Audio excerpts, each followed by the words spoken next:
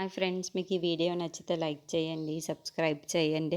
అరవింద్ ఆశ్రమం నుండి మల్లికని ఇంటికి తీసుకొని వస్తూ ఉంటాడు. ఇంతలో అక్కడున్న మాలిని పాపని చూసి, ఈ పాప నా పాపే, మల్లికి పుట్టిన పాపే ఈ పాప కదూ అని చెప్పేసి అరవింద్ చేతుల్లో నుండి తీసుకుంటూ ఉంటుంది. ఇంతలో అక్కడున్న అరవింద్ అయితే చాలా సంతోషంగా మాలినికి పాపను ఇస్తూ ఉంటాడు. అది చూడగానే అక్కడున్న మాలిని మాత్రం, ఈ పాప నా పాపే, మల్లికి పుట్టిన పాపనే కదా అని చెప్పేసి అంటూ ఉంటుంది.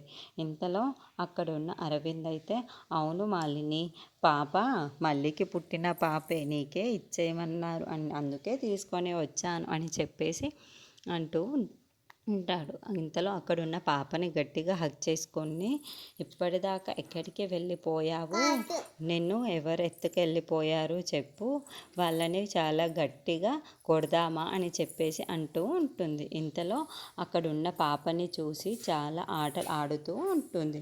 అది చూడగానే అక్కడున్న అరవింద్ వాళ్ళ నాన్న అయితే చాలా సంతోషిస్తూ ఉంటాడు. ఇంతలో అక్కడున్న వాళ్ళ అమ్మ మాత్రం ఒక్కసారిగా షాక్ అయిపోతూ ఉంటుంది.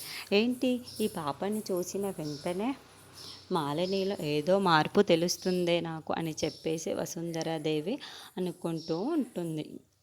ఇంతలో అక్కడున్న అరవింద మాత్రం చాలా సంతోషంగా మాలినిని చూస్తూ ఉండిపోతారు. అక్కడున్న మాలిని మాత్రం, నువ్వు కనిపించకపోవడంతో నేను సరిగ్గా అన్నం కూడా తినలేకపోతున్నాను, నాకు సరిగ్గా నిద్ర కూడా పట్టలేదు తెలుసా, నువ్వు ఎక్కడికి వెళ్ళిపోయావు అని చెప్పి నాకు చాలా బెంగ వచ్చేసింది.